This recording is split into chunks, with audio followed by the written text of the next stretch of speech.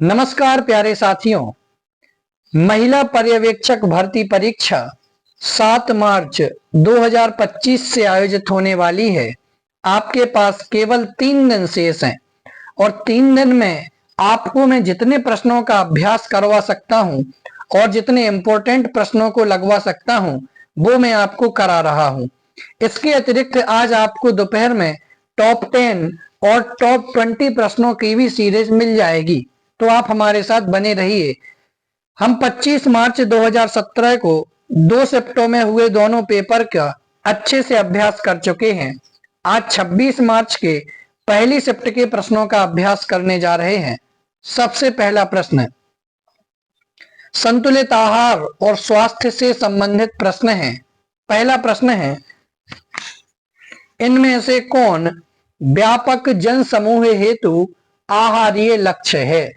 व्यापक जन समूह के हेतु आहारीय लक्ष्य कौन सा है? ऑप्शन 1 उपर्युक्त सभी, ऑप्शन 2 न्यूनताजन्य रोगों और विकारों की रोकथाम, ऑप्शन 3 उपयुक्ततम प्रदर्शन तथा IBW कायम रखना और ऑप्शन 4 सकारात्मक स्वास्थ्य कायम रखना। तो व्यापक जन समूह हेतु आहारीय लक्ष्य क्या है? तो न्यूनताजन्य रोगों और विकारों की रोकथाम करना भी लक्ष्य है। उपयुक्ततम प्रदर्शन तथा IBW कायम रखना भी लक्ष्य है और सकारात्मक स्वास्थ्य कायम रखना भी इसका प्रमुख लक्ष्य है।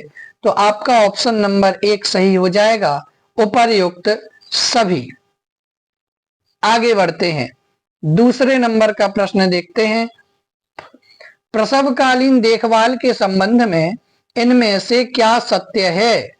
प्रसवकालीन देखभाल के संबंध में सत्य कथन आपको पहचानना है। ऑप्शन 1 यह प्रसव आरंभ होने के बाद आरंभ होती है और प्रसव के बाद तक चलती है, जिसमें माता और शिशु की जांच करना शामिल है। ऑप्शन नंबर 2 यह गर्भावस्था की अंतिम तिमाही के दौरान की जाती है। ऑप्शन 3 उपरोक्त दोनों और ऑप्शन 4 यह गर्भावस्था की दूसरी तिमाही के दौरान की जाती है। तो प्रसवकालीन देखभाल के संबंध में सत्य कथन कौन सा है? तो ऑप्शन नंबर 1 आपका सही हो जाएगा कि यह प्रसव आरंभ होने के बाद आरंभ होती है और प्रसव होने के बाद तक चलती है, जिसमें माता और शिशु की जांच करना, ये दोनों चीजें शामिल होती हैं। बहुत अच्छा प्रश्न है। प्रश्न नंबर 3 देखते हैं। हेपेटाइटिस बी खाली स्थान के कारण होता है। किसके कारण होता है हेपेटाइटिस बी? बहुत ही अच्छा प्रश्न है। ऑप्शन 1 मल संदूषण के कारण, ऑप्शन 2 जल संदूषण के कारण, ऑप्शन 3 आंत्रेतर मार्ग के कारण या ऑप्शन 4 भोजन संदूषण के कारण। हेपेटाइटिस बी किसके कारण होता है? मल संदूषण, जल संदूषण, आंत्रेतर मार्ग या फिर भोजन संदूषण? बोलिए फटाफट। तो हेपेटाइटिस बी ऑप्शन नंबर 3 आपका सही हो जाएगा, आंत्रेतर मार्ग के कारण से होता है। बहुत अच्छा प्रश्न है। अब आगे बढ़ते हैं चौथे नंबर के प्रश्न की तरफ। किसी विशिष्ट भौगोलिक क्षेत्र में किसी रोग या संक्रामक अभिकर्ता की लगातार उपस्थिति को खाली स्थान कहते हैं, जैसे हैजा, मलेरिया आदि। क्या कहते हैं? किसी विशिष्ट भौगोलिक क्षेत्र में किसी रोग या संक्रामक अभिकर्ता की यदि लगातार उपस्थिति बनी रहती है तो उसे क्या कहा जाता है? जैसे हैजा, मलेरिया आदि रोग होते हैं। ऑप्शन 1 महामारी, ऑप्शन 2 स्थानिक या विशेष क्षेत्रीय रोग, ऑप्शन 3 वाहक या ऑप्शन 4 संचरणशीलता की अवधि। बोलिए क्या कहते हैं? तो ऑप्शन नंबर 2 आपका सही हो जाएगा कि स्थानिक या विशेष क्षेत्रीय रोग। आगे बढ़ते हैं, प्रश्न नंबर 5 देखते हैं। एक विटामिन जो आयरन अवशोषण में सहायक है। विटामिन कौन सा जो कि आयरन अवशोषण में सहायक है? ऑप्शन 1 एस्कोर्बिक अम्ल, ऑप्शन 2 थायमिन, ऑप्शन 3 राइबोफ्लेविन या ऑप्शन 4 पेंटोथेनिक अम्ल। बोलिए, उस विटामिन का नाम बताना है जो आयरन अवशोषण में सहायक है। तो ऑप्शन नंबर 1 आपका सही हो जाएगा, एस्कोर्बिक अम्ल। आगे बढ़ते हैं 6वें नंबर के प्रश्न की तरफ। छोटी चेचक या चिकन पॉक्स की संक्रामकता रहती है। छोटी चेचक या चिकन पॉक्स की संक्रामकता कब तक रहती है? ऑप्शन 1 ददोरे दिखने के 3 दिन बाद तक। ऑप्शन 2 आखिरी पपड़ी गिर जाने तक। ऑप्शन 3 जब तक बुखार रहे तब तक। या ऑप्शन 4 ददोरे दिखने के 6 दिन बाद तक। छोटी चेचक या चिकन पॉक्स की संक्रामकता कब तक रहती है? बहुत अच्छा प्रश्न है। और देखिए, इन रोग वगैरह के प्रश्नों से संबंधित प्रश्न आपसे जरूर पूछे जाएंगे। तो छोटी चेचक या चिकन पॉक्स की संक्रामकता रहती है कब तक? तो ऑप्शन नंबर 1 आपका सही हो जाएगा कि ददोरे दिखने के 3 दिन बाद तक इसकी संक्रामकता रहती है। आगे बढ़ते हैं, 7वें नंबर का प्रश्न देखते हैं। भोजन पचाने, शरीर में पोषक तत्वों का अवशोषण, परिवहन और भंडारण करने में लगने वाली ऊर्जा को खाली स्थान कहते हैं। तो जिससे भोजन पचाया जाए, शरीर में पोषक तत्वों का अवशोषण किया जाए, परिवहन और भंडारण करें, तो उसमें लगने वाली ऊर्जा को क्या कहते हैं? ऑप्शन 1 कुल आवश्यक ऊर्जा। ऑप्शन 2 कुल ऊर्जा व्यय। Option 3 body mass index. या ऑप्शन 4 ताप जनन। तो क्या कहते हैं उस ऊर्जा को? ऑप्शन नंबर 4 आपका सही हो जाएगा, ताप जनन। कि जिस ऊर्जा के कारण से भोजन पचाएं, शरीर में पोषक तत्वों का अवशोषण, परिवहन और भंडारण हो, तो इसमें जो ऊर्जा लगती है वह तापजनन ऊर्जा कहलाती है। बहुत अच्छा प्रश्न है। आगे बढ़ते हैं 8वें नंबर का प्रश्न। नवजात में निर्जलीकरण के मामले में ग्लूकोज खाली स्थान के लिए या खाली स्थान के रूप में देते हैं। तो नवजात शिशु में निर्जलीकरण के मामले में ग्लूकोज किसके रूप में देते हैं? ऑप्शन 1 सोडियम के अवशोषण के रूप में, इनमें से कोई नहीं। ऊर्जा के स्रोत या फिर स्वाद, किसके लिए देते हैं? तो ऑप्शन नंबर 2 आपका सही हो जाएगा कि इनमें से किसी भी कारण के लिए नवजात में निर्जलीकरण के मामले में ग्लूकोज नहीं दिया जाता है। 9वें नंबर का प्रश्न देखते हैं। महिलाओं के मामले में 25 किलोग्राम प्रति मीटर स्क्वायर से अधिक के बीएमआई का अर्थ है। महिलाओं के मामले में 25 किलोग्राम प्रति मीटर से स्क्वायर से अधिक के बीएमआई का अर्थ क्या है? ऑप्शन 1 सामान्य से अधिक पोषण। ऑप्शन 2 सामान्य से कम पोषण। ऑप्शन 3 संतुलित पोषण। या ऑप्शन 4 उपरोक्त में से कोई नहीं। क्या हो जाएगा सही? तो ऑप्शन नंबर आपका 1 सही होगा कि महिलाओं के मामले में 25 किलोग्राम प्रति मीटर से स्क्वायर से अधिक के बीएमआई का अर्थ है सामान्य से अधिक पोषण। 10वें नंबर के प्रश्न की तरफ बढ़ते हैं। कोड़ीय मुखपाक, एंगुलर स्टोमटाइटिस, जिवाशोथ यानी कि ग्लोसाइटिस और ओष्ठ विदरता यानी चेलोसिस किसकी कमी के कारण से होता है? बहुत अच्छा प्रश्न है। आपसे इनमें से कोई एक सिंगल भी उठा करके पूछ सकते हैं कि कोड़ीय मुखपाक किसकी कमी के कारण से होता है, जीवाशोथ किसकी कमी के कारण से होता है या फिर ओष्ठ विदरता किसकी कमी के कारण से होता है? तो ऑप्शन 1 नियासिन की कमी से। ऑप्शन 2 राइबोफ्लेविन की कमी से। ऑप्शन 3 साइनोकोबालामिन की तरफ से। या थायमिन की कमी के कारण से। तो किसकी कमी के कारण से होता है? तो ऑप्शन नंबर 2 आपका सही हो जाएगा, राइबोफ्लेविन की कमी के कारण से होता है। 11 नंबर का प्रश्न देखते हैं। जन समूह में आयोडीन की कमी से होने वाले रोगों पर नियंत्रित करने की एक सुपरीक्षित पद्धति है, उनमें खाली स्थान का वितरण किसका वितरण होता है? आयोडीन युक्त जल का। ऑप्शन 2 आयोडीन बाधित पेय का। ऑप्शन 3 आयोडीन युक्त नमक का। या ऑप्शन 4 आयोडीन युक्त मसाले का? बोलिए, जन समूह में आयोडीन की कमी से होने वाले रोगों पर नियंत्रित करने की एक सुपरीक्षित पद्धति है, उसमें किसका? सभी को पता होगा, आयोडीन युक्त नमक का वितरण होता है। ऑप्शन नंबर 3 आपका सही होगा। आगे बढ़ते हैं, 12 नंबर का प्रश्न, राष्ट्रीय प्रतिरक्षीकरण कार्यक्रम के अंतर्गत खसरे का वैक्सीन कितनी वर्ष की आयु पर दिया जाता है? राष्ट्रीय प्रतिरक्षीकरण कार्यक्रम होता है, उसके अंतर्गत जो खसरे का वैक्सीन लगता है वह कितनी आयु पर दिया जाता है?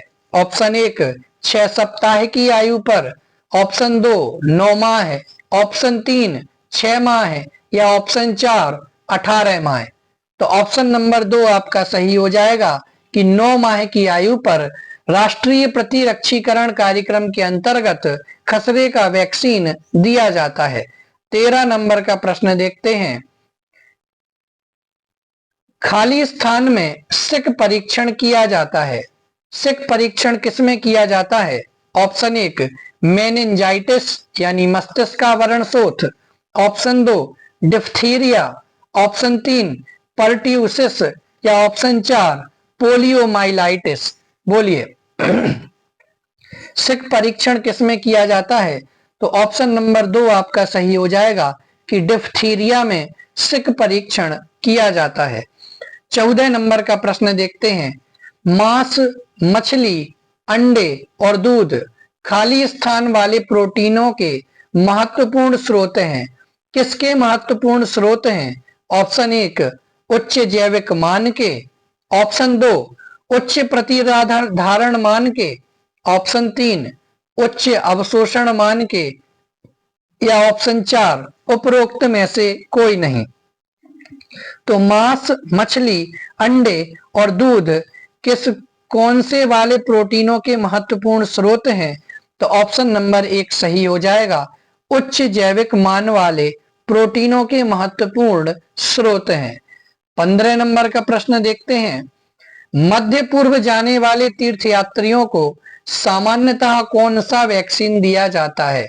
मध्य पूर्व जाने वाले तीर्थयात्रियों को सामान्यतः कौन सा वैक्सीन दिया जाता है?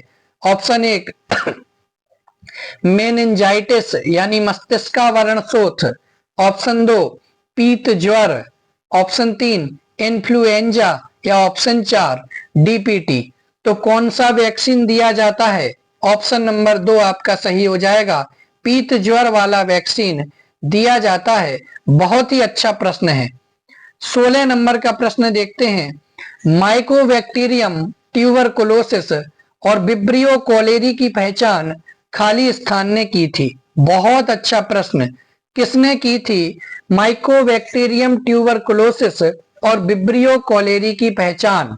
ऑप्शन 1 रॉबर्ट कोख ने, ऑप्शन 2 लुईस पास्चर ने, ऑप्शन 3 न्यूटन ने, या ऑप्शन 4 आइंस्टाइन ने। बोलिए, माइकोबैक्टीरियम ट्यूबरकुलोसिस और विब्रियो कोलेरी की पहचान किसने की थी? बोलिए, ऑप्शन नंबर 1 आपका सही हो जाएगा कि रॉबर्ट कोख ने माइकोबैक्टीरियम ट्यूबरकुलोसिस और विब्रियो कोलेरी की पहचान की थी। बहुत ही अच्छा प्रश्न है। आगे बढ़ते हैं 17 नंबर के प्रश्न की तरफ, नवजात शिशुओं में डीपीटी लगाने का अनुशंसित स्थान है। नवजात शिशुओं में डीपीटी लगाने का अनुशंसित स्थान है, कहां लगाई जाती है? ऑप्शन 1 ग्लूटियल पेशी, ऑप्शन 2 डेल्टोइड पेशी, ऑप्शन 3 अग्रबाहु, या ऑप्शन 4 जांघ का पार्श्वभाग। नवजात शिशुओं में डीपीटी लगाने का अनुशंसित स्थान क्या है? तो ऑप्शन नंबर 2 आपका सही हो जाएगा, डेल्टोइड पेशी। बहुत अच्छा प्रश्न है। आगे बढ़ते हैं 18 नंबर का प्रश्न देखते हैं, थायमिन की कमी आमतौर पर किसके कारण से होती है? थायमिन की कमी आमतौर पर किसके कारण से होती है? ऑप्शन 1 लोगों द्वारा पॉलिश किए हुए चावल का सेवन अधिक किए जाने के कारण, ऑप्शन 2 खाना पकाने की अनुचित प्रथाएं अपनाने के कारण, ऑप्शन 3 चावल पकाने के बाद बचे अतिरिक्त पानी को फेंक देने के कारण, या ऑप्शन 4 उपर्युक्त सभी। तो थायमिन की कमी किसके कारण से होती है? तो लोगों द्वारा पॉलिश किए हुए चावल का यदि अधिक सेवन होता है तो भी थायमिन की कमी होती है।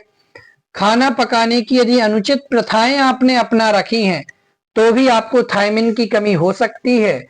और चावल पकाने के बाद बचे अतिरिक्त पानी को फेंक देने के कारण से भी थायमिन की कमी आपको हो सकती है। इसलिए ऑप्शन नंबर 4 आपका सही हो जाएगा, उपर्युक्त सभी। आगे बढ़ते हैं 19 नंबर के प्रश्न की तरफ। राष्ट्रीय स्वास्थ्य नीति कब सूत्रबद्ध की गई थी? बहुत ही अच्छा प्रश्न। राष्ट्रीय स्वास्थ्य नीति कब सूत्रबद्ध की गई थी? ऑप्शन 1 1983 में, ऑप्शन 2 1987 में, ऑप्शन 3 2002 में, या ऑप्शन 4 2004 में। तो राष्ट्रीय स्वास्थ्य नीति कब सूत्रबद्ध की गई थी? तो ऑप्शन नंबर 1 आपका सही हो जाएगा कि 1983 में राष्ट्रीय स्वास्थ्य नीति सूत्रबद्ध की गई थी। बहुत ही अच्छा प्रश्न है। प्रश्न नंबर 20 की तरफ बढ़ते हैं। इनमें से कौन एक आवश्यक वसा अम्ल है? आवश्यक वसा अम्ल कौन सा है? जो नीचे आपको 4 ऑप्शन दिए गए हैं। ऑप्शन 1 लिनोलेनिक अम्ल, ऑप्शन 2 एस्कोर्बिक अम्ल, ऑप्शन 3 फोलिक अम्ल, या ऑप्शन 4 उपरोक्त में से कोई नहीं। तो आवश्यक वसा अम्ल कौन सा है? तो ऑप्शन नंबर 1 आपका सही हो जाएगा, लिनोलेनिक अम्ल। आगे बढ़ते हैं 21 नंबर के प्रश्न की तरफ। मलेरिया खाली स्थान के कारण होता है। तो मलेरिया किसके कारण से होता है? Option 1 Plasmodium, option 2 Leishmania, option 3 Entamoeba histolytica, और ऑप्शन 4 क्लोस्ट्रीडियम। तो मलेरिया किसके कारण से होता है? तो ऑप्शन नंबर 1 आपका सही हो जाएगा कि प्लाज्मोडियम के कारण से मलेरिया होता है। ऑप्शन नंबर 1 आपका सही हो जाएगा। 22 नंबर के प्रश्न की तरफ बढ़ते हैं कि वृद्धि मंदन और पेशियों एवं अधोत्वचीय वसा का गंभीर क्षय एवं पोषण संबंधी खाली स्थान की 2 सतत विशेषताएं हैं। यानी जो ये दोनों विशेषताएं दी गई हैं, वृद्धि मंदन और पेशियों एवं अधोत्वचीय वसा का गंभीर क्षय, ये किसकी 2 सतत विशेषताएं हैं? Option 1 marasmus, option 2 pellagra, option 3 scurvy, या ऑप्शन 4 मुखपाक जिसे स्टेमटाइटिस कहा जाता है। तो ये विशेषताएं ऑप्शन 1 आपका सही होगा, मेरास्मस की ये विशेषताएं हैं। तो वृद्धि मंदन और पेशीय एवं अधोत्वचीय वसा का गंभीर क्षय, ये 2 सतत विशेषताएं मेरास्मस की हैं। प्रश्न नंबर 23 की तरफ बढ़ते हैं। कंजंक्टाइवल जीरोसिस का अर्थ नेत्र श्लेष्मला कंजंक्टाइवा की खाली स्थान से है, किससे है? बोलिए। कंजंक्टाइवल जीरोसिस का अर्थ नेत्र श्लेष्मता की खाली स्थान से है, किससे है? सूखेपन से, अंधता से, मृदुता से, या फिर कठोरता से। तो नेत्र श्लेष्मता कंजंक्टाइवा की सूखेपन से है। ऑप्शन नंबर 1 आपका सही हो जाएगा। आगे बढ़ते हैं 24 नंबर के प्रश्न की तरफ। गर्भावस्था के दौरान आवश्यक अतिरिक्त प्रोटीन किसके लिए आवश्यक होता है? गर्भावस्था के दौरान आवश्यक अतिरिक्त प्रोटीन किसके लिए आवश्यक होता है? बहुत ही अच्छा प्रश्न। ऑप्शन 1 गर्भाशय की आकार वृद्धि, ऑप्शन 2 गर्भस्थ शिशु की तीव्र वृद्धि, ऑप्शन 3 उपरोक्त दोनों, या ऑप्शन 4 उपरोक्त में से कोई नहीं। तो गर्भावस्था के दौरान आवश्यक अतिरिक्त प्रोटीन किसके लिए आवश्यक होता है? तो गर्भाशय की आकार वृद्धि के लिए भी आवश्यक होता है और गर्भस्थ शिशु की तीव्र वृद्धि के लिए भी आवश्यक होता है। तो आपका ऑप्शन नंबर 3 एकदम सही हो जाएगा, उपरोक्त दोनों। आगे बढ़ते हैं 25 नंबर के प्रश्न की तरफ। प्रोटीन, वसा और कार्बोहाइड्रेट को कभी कभी खाली स्थान कहा जाता है। क्या कहा जाता है? ऑप्शन 1 निकटस्थ मूल तत्व, ऑप्शन 2 महत्वपूर्ण मूल तत्व, ऑप्शन 3 प्राथमिक मूल तत्व या ऑप्शन 4 उपरोक्त में से कोई नहीं। तो प्रोटीन, वसा और कार्बोहाइड्रेट को कभी कभी क्या कहा जाता है? तो ऑप्शन नंबर 1 आपका सही होगा कि इन्हें कभी कभी निकटस्थ मूल तत्व भी कहा जाता है। आगे बढ़ते हैं 26 नंबर के प्रश्न की तरफ। फेफड़े को छोड़कर अन्य किसी अंग के क्षय रोग, ट्यूबरकुलोसिस से पीड़ित रोगियों को खाली स्थान कहा जाता है। तो फेफड़े को छोड़कर के अन्य किसी अंग के क्षय रोग या ट्यूबरकुलोसिस से पीड़ित रोगियों को क्या कहा जाता है? Option 1 extra pulmonary TB case, option 2 फेफड़ों की टीबी, ऑप्शन 3 उपरोक्त दोनों या ऑप्शन 4 एल्कोहली टीबी। तो क्या कहा जाता है?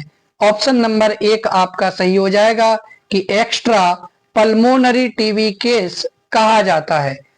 आगे बढ़ते हैं 27 नंबर के प्रश्न की तरफ। आरडीए की सीमाएं क्या है? आरडीए की सीमाएं क्या है? ऑप्शन 1 केवल स्वस्थ व्यक्तियों हेतु अनुशंसाएं, ऑप्शन 2 कुपोषित, मोटापाग्रस्त या बीमार लोगों के लिए अनुशंसाएं नहीं, ऑप्शन 3 व्यक्तियों और उनकी पोषण संबंधी आवश्यकताओं के बीच अंतर होते हैं या ऑप्शन 4 उपर्युक्त सभी। बोलिए आरडीए की सीमाएं क्या है? तो ऑप्शन नंबर 4 आपका सही हो जाएगा, उपर्युक्त सभी। आगे बढ़ते हैं 28 नंबर के प्रश्न की तरफ कि व्यक्ति की पोषण स्थिति का आकलन करने के लिए इनमें से किस विधि को अपनाया जा सकता है? व्यक्ति की पोषण स्थिति का आकलन करने के लिए किस विधि को अपनाया जा सकता है?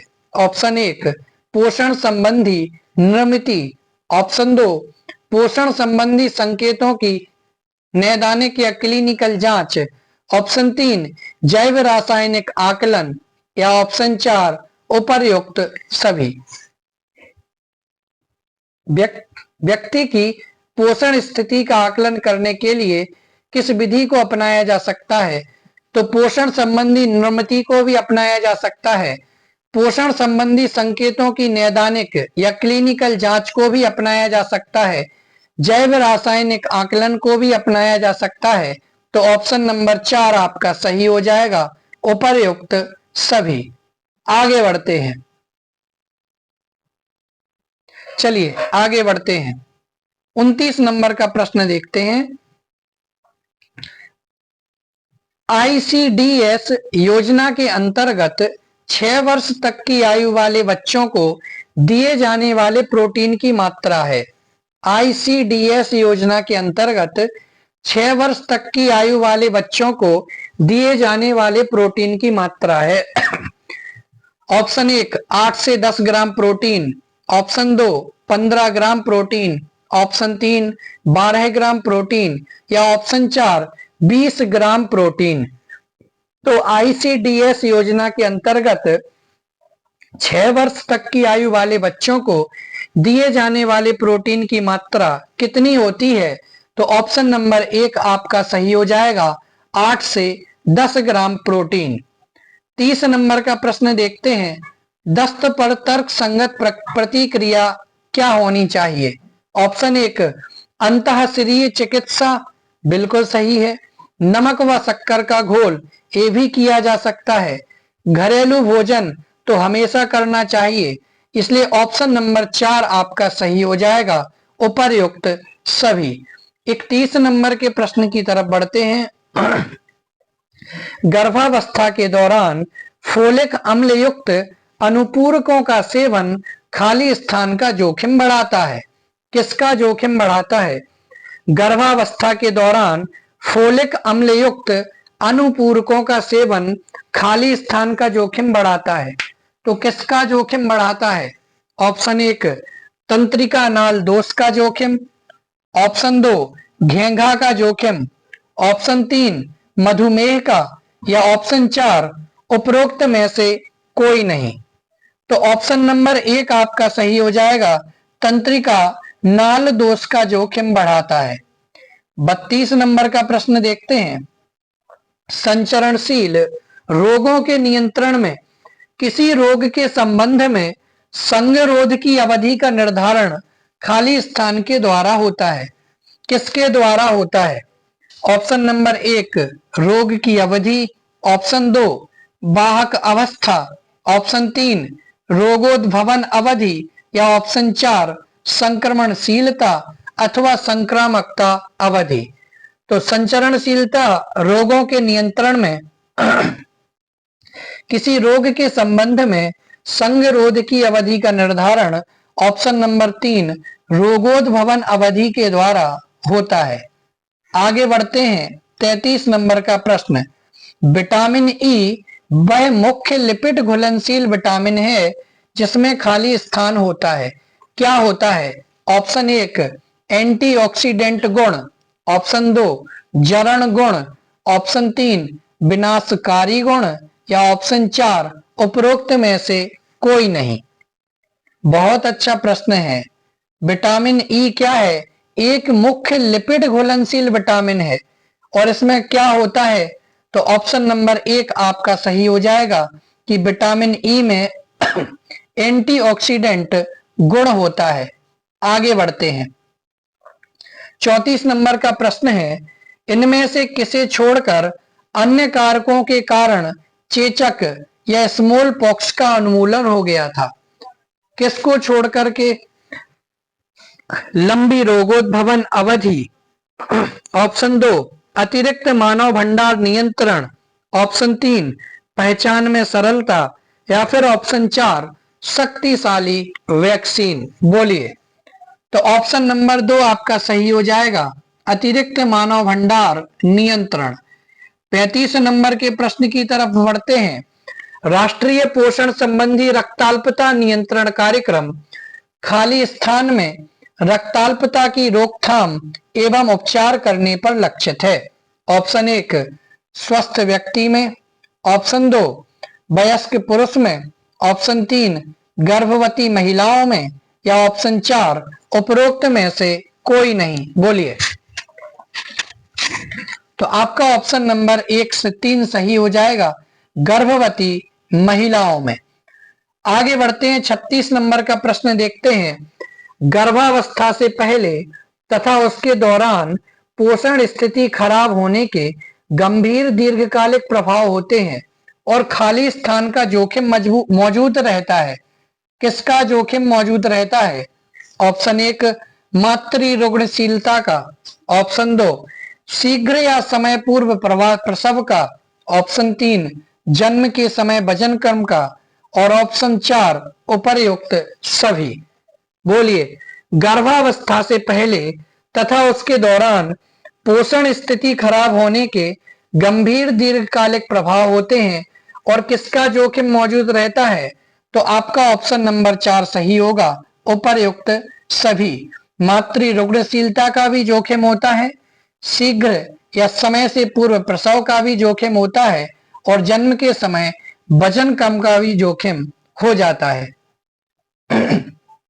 37 नंबर का प्रश्न देखते हैं। ऊर्जा असंतुलन से उत्पन्न होने वाली दो स्थितियां बताइए। ऊर्जा असंतुलन से उत्पन्न होने वाली दो स्थितियां। ऑप्शन नंबर 1 मोटापा और दीर्घकालिक ऊर्जा न्यूनता, ऑप्शन 2 हैजा और डिप्थीरिया, ऑप्शन 3 टाइफाइड और मलेरिया, और ऑप्शन 4 खसरा और ट्यूबरकुलोसिस। तो ऊर्जा असंतुलन से उत्पन्न होने वाली दो स्थितियां हैं, मोटापा और दीर्घकालिक ऊर्जा न्यूनता। तो आपका ऑप्शन नंबर 1 सही हो जाएगा। 38 नंबर का प्रश्न देखते हैं। एक सरल शर्करा जो शरीर की सभी कोशिकाओं के लिए ऊर्जा का प्रमुख स्रोत है। बहुत अच्छा प्रश्न। एक सरल शर्करा जो शरीर की सभी कोशिकाओं के लिए ऊर्जा का प्रमुख स्रोत है। ऑप्शन 1 गन्ने की शर्करा, ऑप्शन 2 सुक्रोज, ऑप्शन 3 ग्लूकोज, या ऑप्शन 4 फ्रक्टोज। तो ऑप्शन नंबर 3 आपका सही हो जाएगा कि ग्लूकोज ही वह सरल शर्करा है जो शरीर की सभी कोशिकाओं के लिए ऊर्जा का प्रमुख स्रोत होती है। 39 नंबर का प्रश्न देखते हैं। स्तनपान कुछ विषाणु संक्रमणों जैसे खाली स्थान के विरुद्ध प्राकृतिक प्रतिरक्षा की अवधि को लंबा कर देता है। ऑप्शन 1 कुछ प्रकार की न्यूमोनिया और दस्त, बिल्कुल सही। ऑप्शन 2 पोलियो, ऑप्शन 3 उपरोक्त दोनों, या ऑप्शन 4 मधुमेह। तो ऑप्शन नंबर 3 आपका सही हो जाएगा, उपरोक्त दोनों। 40 नंबर का प्रश्न देखते हैं। समुदाय में बच्चों की स्वास्थ्य स्थिति की माप है। समुदाय में बच्चों की स्वास्थ्य स्थिति की माप है। ऑप्शन 1 नवजात मृत्यु दर, ऑप्शन 2 मातृ मृत्यु दर, ऑप्शन 3 अशोधित जन्म दर, या फिर ऑप्शन 4 अशोधित मृत्यु दर। तो समुदाय में बच्चों की स्वास्थ्य स्थिति की माप है ऑप्शन 1 नवजात मृत्यु दर। आगे बढ़ते हैं। 41 नंबर का प्रश्न, गर्भवती स्त्री को अपने आहार में इनमें से किस प्रकार के भोजन से बचना चाहिए? गर्भवती स्त्री को अपने आहार में किस प्रकार के भोजन से बचना चाहिए? ऑप्शन 1 बासी भोजन से, ऑप्शन 2 जंक फूड से, ऑप्शन 3 मसालेदार और तेलीय रसा ग्रेवी से, या ऑप्शन 4 उपर्युक्त सभी। तो गर्भवती स्त्री को अपने आहार में किस प्रकार के भोजन से बचना चाहिए? तो ऑप्शन नंबर 4 आपका सही हो जाएगा, उपर्युक्त सभी। 42 नंबर का प्रश्न देखते हैं। ICMR 2010 के अनुसार स्त्रियों के लिए कैल्शियम की अनुशंसित अनुमति कितनी है? ICMR 2010 के अनुसार स्त्रियों के लिए कैल्शियम की अनुशंसित अनुमति कितनी है? ऑप्शन 1 600 मिलीग्राम प्रतिदिन, ऑप्शन 2 400 मिलीग्राम प्रतिदिन, ऑप्शन 3 300 मिलीग्राम प्रतिदिन, या ऑप्शन 4 700 मिलीग्राम प्रतिदिन। तो ICMR 2010 के अनुसार स्त्रियों के लिए कैल्शियम की अनुशंसित अनुमति 600 मिलीग्राम प्रतिदिन है। ऑप्शन नंबर 1 आपका सही हो जाएगा। 43 नंबर का प्रश्न, आयरन की कमी से होने वाले एनीमिया के कार्यक्रम प्रभावों में शामिल है। आयरन की कमी से होने वाले एनीमिया के कार्यात्मक प्रभावों में शामिल है क्या? निढालता, बेचैनी और क्षीण कार्य प्रदर्शन, ऑप्शन 2 ताप नियंत्रण में गड़बड़ी, ऑप्शन 3 मातृ और प्रसव पूर्व मरणशीलता एवं रुग्णशीलता में वृद्धि, और ऑप्शन 4 उपर्युक्त सभी। बोलिए क्या हो जाएगा? तो ऑप्शन नंबर 4 आपका सही हो जाएगा, उपर्युक्त सभी। आगे बढ़ते हैं 44 नंबर के प्रश्न की तरफ कि गर्भावस्था के दौरान खाली स्थान के कारण आधारी चयापचय में वृद्धि होती है। तो किसके कारण से आधारी चयापचय में वृद्धि होती है? ऑप्शन 1 त्वरित ऊतक संश्लेषण, ऑप्शन 2 सक्रिय ऊतक द्रव्यमान में वृद्धि, ऑप्शन 3 हृदय वाहिकीय एवं फुस्फुसीय कार्य में वृद्धि, या ऑप्शन 4 उपर्युक्त सभी। तो किसके कारण आधारी चयापचय में वृद्धि होती है? तो ऑप्शन नंबर 4 आपका सही हो जाएगा कि इन सभी कारणों से, त्वरित ऊतक संश्लेषण से भी, सक्रिय ऊतक द्रव्यमान में वृद्धि से भी, और हृदय वाहिकीय एवं फुस्फुसीय कार्य में वृद्धि होने के कारण से आधारी चयापचय में वृद्धि होती है। 45 नंबर का प्रश्न देखते हैं अब।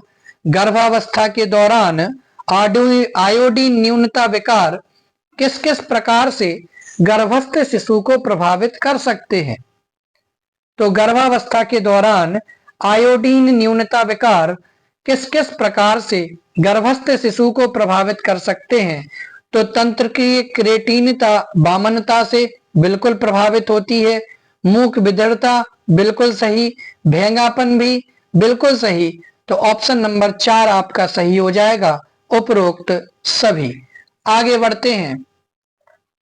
46 नंबर का प्रश्न, शाकाहारी माता में खाली स्थान की कमी होने की संभावना अधिक होती है। यदि कोई माँ शाकाहारी है तो उसमें किसकी कमी होने की ज्यादा संभावना होती है? ऑप्शन 1 विटामिन B12 की, ऑप्शन 2 विटामिन सी की, ऑप्शन 3 विटामिन ए की, या ऑप्शन 4 आयरन की। तो शाकाहारी माता में किसकी कमी होने की संभावना अधिक होती है? तो ऑप्शन नंबर आपका 1 सही हो जाएगा। विटामिन B12 की कमी होने की संभावना अधिक होती है। 47 नंबर का प्रश्न देखते हैं कि अंत्योदय अन्न योजना के अंतर्गत वह कौन सी एक अनुपूरक खाद्य सुरक्षा योजना है जो निर्धनतम व्यक्तियों को खाली स्थान भोजन प्रति माह प्रति परिवार के लिए पात्र बनाती है?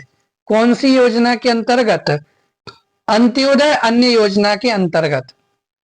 कौन सी योजना? अनुपूरक खाद्य सुरक्षा योजना है जो निर्धन व्यक्ति को या गरीब व्यक्ति को भोजन के लिए हर महीने हर परिवार के लिए पात्र बनाती है। तो ऑप्शन नंबर 2 आपका सही हो जाएगा कि 35 किलोग्राम भोजन। ठीक है ना, ऑप्शन नंबर 2 आपका सही होगा।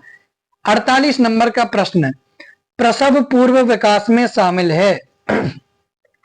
प्रसव पूर्व विकास में शामिल है क्या है? गर्भधारण पूर्व अवधि, ऑप्शन 2 भ्रूणीय अवधि, ऑप्शन 3 गर्भज अवधि, या ऑप्शन 4 उपर्युक्त सभी।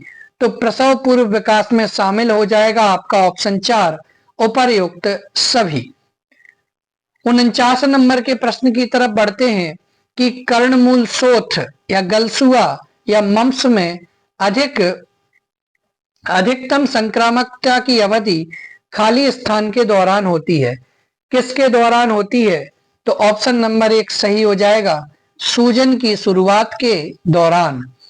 50 नंबर का प्रश्न देखते हैं, फ्रेनोडर्मा खाली स्थान के कारण होता है। फ्रेनोडर्मा किसके कमी के कारण से होता है? ऑप्शन 1 खनिजों की कमी के कारण से, ऑप्शन 2 बी कॉम्प्लेक्स विटामिनों की कमी के कारण से, ऑप्शन 3 अनावश्यक वसा अम्लों की कमी के कारण से, या ऑप्शन 4 उपर्युक्त में से कोई नहीं।